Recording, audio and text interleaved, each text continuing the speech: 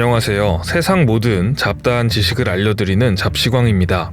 중국에서 시작되어 아시아를 강타한 혼란이 이제는 미국과 유럽 같은 서구권에서 맹위를 떨치고 있습니다. 미국은 국가 비상사태를 선언하였고 유럽 전역으로부터 들어오는 입국을 금지시켰습니다. 이미 미국과 중국의 인적 교류가 중단된 상황에서 이제는 미국과 유럽 간의 인적 교류마저 끊어짐에 따라 교역량까지 감소하여 산업 전반에 악영향을 미치게 된다는 분석이 나오고 있습니다.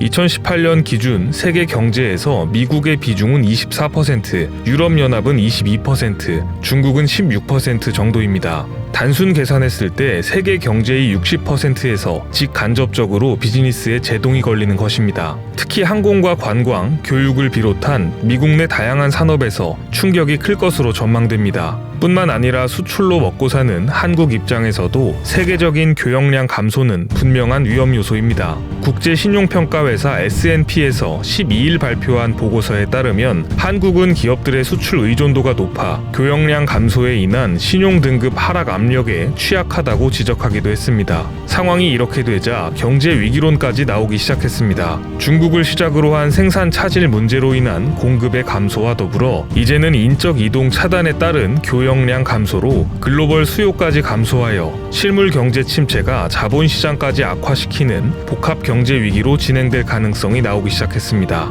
생산과 수요의 동반 부진에 신용등급 하락과 투자 위축까지 이어질 경우 자칫 글로벌 금융 위기로 번질 수 있다는 이야기입니다. 결국 미국 중앙은행이 선제적 조치에 나섰습니다.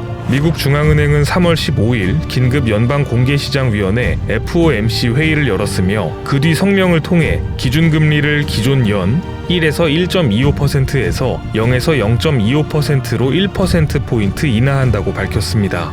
사실상 제로금리 시대에 돌입한 것입니다. 연준은 미국을 포함한 전 세계가 경제적 피해를 입었으며 고용과 물가 안정의 궤도에 다다를 때까지 지금의 기준금리를 유지하겠다고 전했습니다. 연방준비은행은 보통 0.25%포인트 내외로 기준금리를 조정해왔습니다. 하지만 지난 3일 0.5%포인트로 낮춘 데 이어 15일 긴급하게 추가로 1.0%포인트를 낮추면서 기준금리를 0%대로 만들었습니다.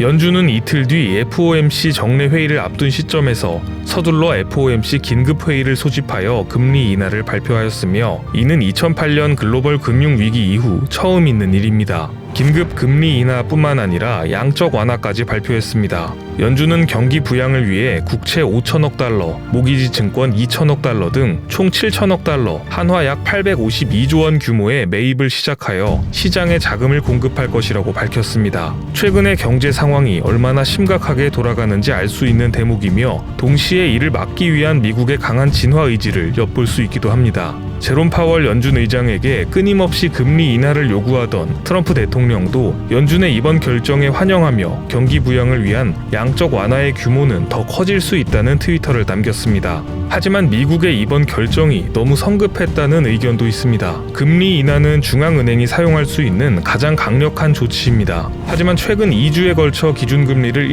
1.5%포인트나 낮추었음에도 효과를 거두지 못할 경우 더 사용할 카드가 없다는 우려입니다. 추가 조치로 금리를 더 인하한다면 마이너스 금리의 시대가 되며 돈을 예치하려면 오히려 보관료를 역으로 은행에 내야 합니다. 이는 극심한 저성장에 시달리던 일본과 유럽에서만 썼던 극약 처방입니다. 제롬 파월 연준 의장도 마이너스 금리의 가능성을 묻는 기자의 질문에 그럴 일은 없다라고 선을 그었습니다. 뉴욕타임즈는 연준의 이런 판단이 매우 길고 심각한 경기 침체가 올 수 있다는 신호로 일부 해석되면서 시장의 불안감을 오히려 키울 수도 있다고 지적했습니다. 이제 시선은 한국은행으로 향합니다. 한국은 미국보다 금리가 낮으면 자본이 유출될 것이라는 걱정이 있어 왔습니다. 하지만 미국에서 0% 기준금리가 발표되었기 때문에 한국은행도 이번 주 임시 금통위를 열고 금리를 인하할 가능성이 높게 점쳐지고 있었습니다.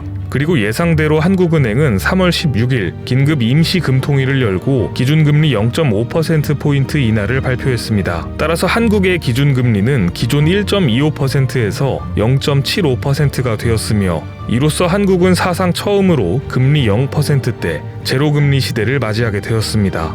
한국은행 금통위가 임시회의를 열고 기준금리를 내린 것은 흔하지 않은 일입니다. 과거 9.11 테러 직후인 2001년 9월 0.5%포인트 인하와 금융위기 때인 2008년 10월 0.75%포인트 인하에 이어 이번이 세 번째입니다. 그만큼 최근 국내외 경제 상황이 심상치 않다고 판단한 것입니다.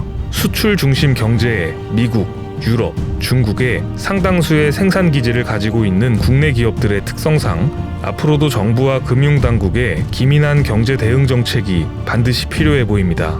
그런데 아이러니하게도 국내 수도권 아파트 청약 열기는 어느 때보다 뜨겁다는 기사도 전해집니다.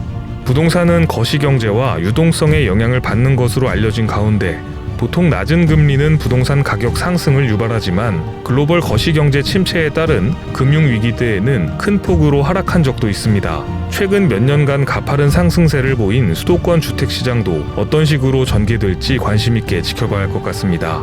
오늘 준비한 소식은 여기까지입니다. 앞으로도 전 세계에서 벌어지는 잡다한 이슈와 지식들을 재미있고 정확하게 정리해서 전해드리겠습니다. 시청해주셔서 감사합니다.